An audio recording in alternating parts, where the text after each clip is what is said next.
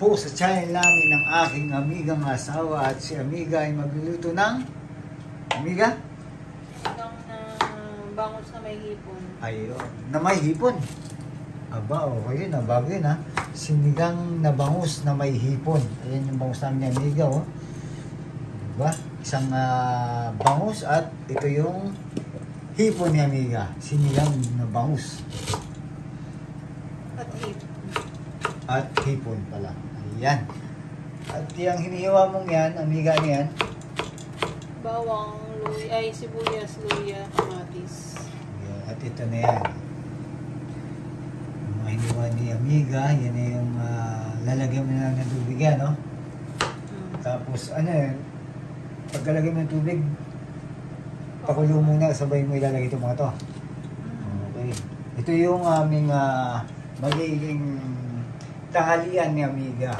Diba mga OFW? Ngayon pa lang, anong oras dito sa Kuwait? Alauna, ayun o. Magawa ng madaling araw. Pero ang gagawin namin ni Amiga, si Amiga, nagsaing na. Ayun, sinabi ni Amiga, kanya yan. Tapos, magluluto na siya ng aming tanghalian para bukas. Yan ang buhay namin sa Kuwait. Para hindi na siyempre yung gising namin, pang umaga kami, hindi na magluluto. Para pagdating namin pag-uwi, may ulam na. At alam kong kung kayo isang OFW, ginagawa niya yun. Dahil ang ating channel ay Buhay OFW. Buhay namin dito sa Kuwait ng aking amigang asawa. At ang lahok ng iyong sinigang Amiga, ano, bukod sa bangus at saka hipon, ano? May okra tsaka yung lettuce. Ito ang lettuce ni Amiga. Ang lalahok ni Amiga itong lettuce Romania at siyempre isang tamakmak na okra. Ayan, paborito ko kasi yung okra. At wala ka naman talong, Amiga? Lettuce. Tinota ko na yun. Tinota na tayo ni Amiga. Kasi nga, yung aking sinigang, masarap yan kung may bangus, pero may talong, kaso nga lang pinorta na ni Amiga. At na, sindihan na ni Amiga yung kanyang gagawing sabaw. At itong ganito kalaki, puno na naman yan. Asan yung sinigang mix mo, Amiga? Nandito sa iyong cabinet? Ayan. Ang ating sinigang na hipon na may bangus. Ngayon lang gagawin natin ni Amiga ito, itong ganito, no? Dito sa Kuwait, ha? Nakaluto. Nakaluto na, hindi ko nang matandaan. At siguro ay... siguro din lang.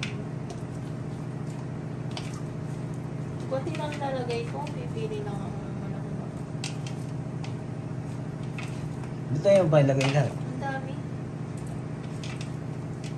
Pangagano ko pa paglalak ko. Panlawak sa gulay. Meron pa din ako doon na yung mga maliliit. Yeah. Kasi yan, kalimitan kasi ginagawa namin ng Amiga dyan. Bumibili siya ng ilang kilong hipon, tapos panlawak sa gulay, panlawak sa pansit. Kasi mahilig kami sa pansit. Kung nakapansin nyo, yan yung aming laging mabilisang luto ng Amiga, lalo na pagka yung merienda, mahilig kami sa pansit. Yan yung mga halo ni Amiga, tapos may atay. Yun ang gusto namin sa pansit eh. Pero itong hipon ngayon dito sa Kuwait, mura kasi ang hipon ngayon dito sa Kuwait. Magkano bang kilo niyan, Amiga, ngayon? 1 KD, ano? Ito mura lang kasi pang ano lang talaga ito. Sabihin natin mga KD, sabihin natin nasa 200 yung nabili mo. 200 pesos, 1 kilo.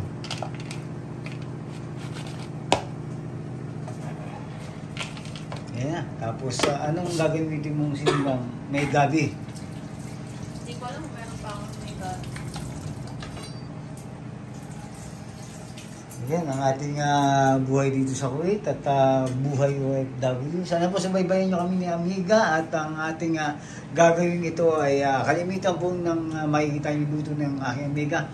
Matitikman nyo sa bubuksang kusina ng aking Amiga sa Pilipinas. Ayan. Kaya kita-kits tayo mga amigo at Amiga sa darating na halalan.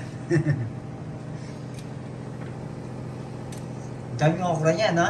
Kasi Amiga, hindi kumakain ng okra yan. Ako lang ang kakain ng lahat ng yan. Ewan ko ba, ba't hindi kumakain si Amiga ng okra? Amiga, ano ba dahilan mo? Ba't hindi ka kumakain ng okra? Tulas. Madalas lang. Ayaw na lang ni Amiga madalas. At ito yung ating bangus. Balikan natin mga Amiga at Amiga pagka nilagay na lahat ni Amiga ng kanyang mga lahok sa kanyang sinigang na bangus at hipo. Yun, lalagay na ni Amiga yung bangus. Yung binili namin ni Amiga hindi ganun kalaki ngayon. Kasi pag bumibili kami ni Amiga, kadalasan ng bangus at saka tilapia, gusto namin malalaki. Pero itong bangus na napili namin, hindi siya ganun kalaki yan. Pero okay lang, may kasama namang hipon. Kaya siguro sinamahan niya ni Amiga ng hipon. At yan na, ang ating gagawing sinigang na bangus. At yan ang ating tanghalian bukas. At ito ang ating, kita rin ang daming sinigang mix ni Amiga. Merong 2 gabi, isang sasay, at ito may bawasan kong masitas na sinigang na ito.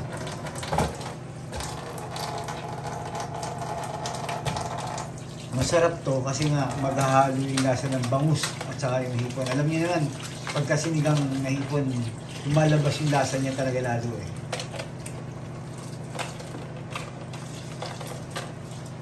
Tignan natin to. Ayan. Ang gusto ko namang parte dyan ng bangus, siyempre yung belly at saka yung ulo. Yan ang gusto ko. Ikaw, Amiga, anong gustong parte dito? Siyempre yung pan. Yung gitna, yung laman lang. Akin yung belly.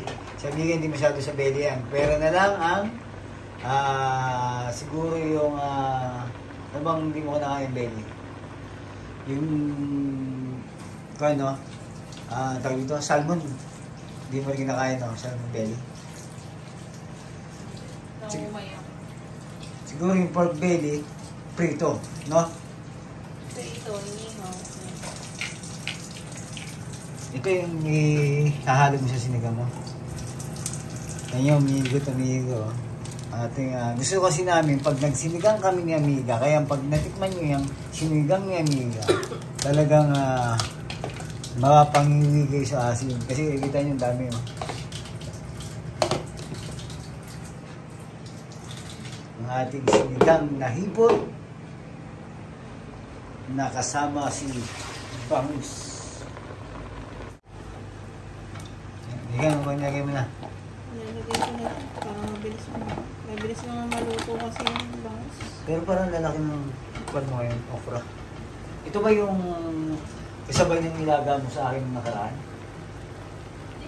Binili ko na lang yan sa bakala, yung nilaga ko sa'yo. Masarap yung maliliit kasi pinili ko lang yan yung maliliit. Masarap yung dating nilaga mo sa akin, may liit, tapos malambot eh. Kasi merong okra, pag gaganyan kalaki na minsan, matigas. Sarap kasi yung medyo maliit pa lang. Pero okay lang yan. Kasi nga sinigang naman, lalambot yan. Magagawa ng paraan ng aking Amiga. Kaya nilagay ko na kagad para kalambutin na. Si Amiga papakulo pa ng tubig kasi hindi pa ganun kapuno itong ating sinigang nasabaw. Kaya sure yan, pupunin pa ni Amiga yan. Alam natin at balikan natin ulit ang gagawin sinigang ni Amiga dito po sa Kuwait. At kami po ay isang OFW at sana subaybayan nyo ang aming channel, Don Guidote. Paki-like, subscribe, share, and comment na rin po. At tayo magsasama-sama, Buhay Pinas. Ayan. Sana abangan nyo rin yung ating ganyan, ang ating magiging Buhay Pinas, Buhay OFW ngayon. At lahat po ng aming gagawin ay i-video para makasama namin kayo ano po ang aming gagawin sa susunod ng mga araw, linggo at buwan. At kahit kami po ay mag-for good na nga, sabi ko nga sa inyo, isasama namin kayo ni Amiga kasi gusto namin makita nyo ang buhay ng isang OFW na for good sa Pilipinas. At malapit na ba, Amiga? Inshallah. Yan, ginahiwa ni Amiga kasi dati yung ginagawa ni Amiga isang bunga ito, sabi ko sa kanya hiwain mo para mas madali siyang kainin. Kasi pagka yung ganyan, hindi ako masyado kasi sa gulay, lalo na mga ganyang gulay. Pero pagka medyo maliit-liit, medyo okay na sa akin.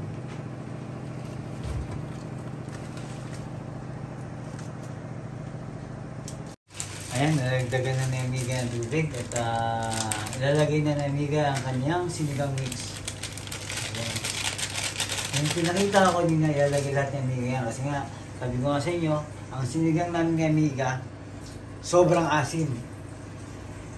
Kung mahilig kayo sa maasin, mas mahilig kami sa maasin na maasin. Ayan, lahat yan nilagay na ni Amiga.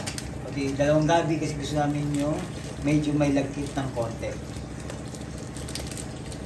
Yung isa, kalahati na naman ako kasi nagamit ng Amiga. Pero itong dalawang to parehong buto. At saka yung kanyang malaking sinigang na original, sigang palo. Sarap na ito, higupin kasi nga, kahit sa amin dito sa Kuwait, yung kwarto namin napakalamig. Parang winter. Kasi ang lakas ng aircon. Kaya alam mo bakit malamig na? Bakit? Hindi na siya ganun kainit. Dati nung summer, hindi natin ramdam ang lamig. Ngayon nararamdaman natin, no? Dahil nung summer, sobrang init.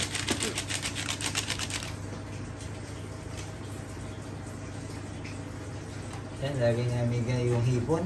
Magkasama na sila ng bangus at hipon.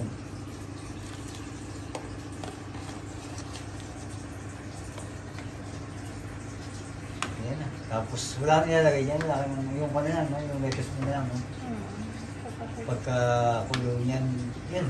Okay na. Tapos na mga amigo at Amiga. Ang ating sinigang na bangus at hipon. Yan.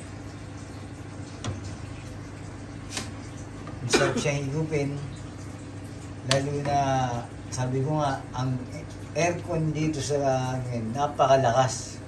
Hindi pa naman winter pero kwarto namin winter na, sobrang lamig.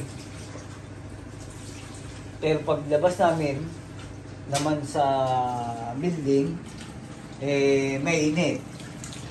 Itong kwarto lang namin bukod tanging kami ay nakamedyas. Dati nga naka-compound dito, naka-jogging pants pa ako eh. Ngayon medyo kinakaya-kaya ko pa. Kaya ang ginawa namin ni Amiga ngayon, binuksan namin yung bintana para lumabas ng konting lamig at pumasok ang init. Amiga, okay na ito. Balikan natin. Yun o, naka-ready na ang lettuce ni Amiga at pag nilagay ni Amiga yan, ilang segundo lang, papatayin niya na yan. At yan ang ating bumabahang sabaw dito sa Kuwait.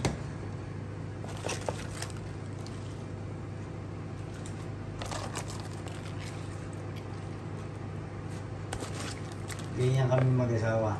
Mahilig sa sabaw, mahilig sa sarsa.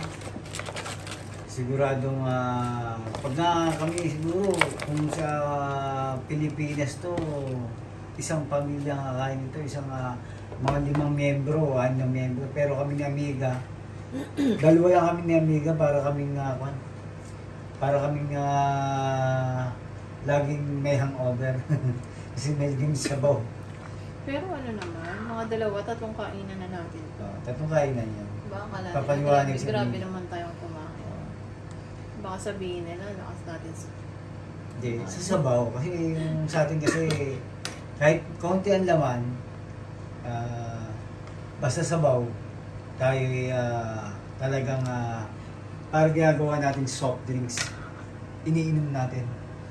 Ang kaibahan lang nito, ay syempre, mainit. At dito sa kwarto natin, sobrang lamig. Kaiba dyan mga ka-OFW ko ramdam niyo ba yung summer sa Middle East pero ang lamig ng kwarto niyo? Yung tipong naka-jacket ka pero paglabas mo sobrang init. Ito na to, Amiga, no? At siguro dito na rin natin tatapusin ang ating video ni Amiga. At bukas ito na yung ating magiging tanghalian, hapunan, at magiging baon na rin ni Amiga. At Amiga, dito natin tatapusin sa kusina mo at magpaalam ka na at sa ating buhay OFW at ang ating magiging buhay Pinas. Ayan, abangan niyo yan mga amigo at amiga. At paano ka na amiga, pala. Ingat po at respeto sa bawat isa. Ayun, no? Sinigang na bangus na may hipon. Abangan niyo mga amigo at amiga, buhay Pinas.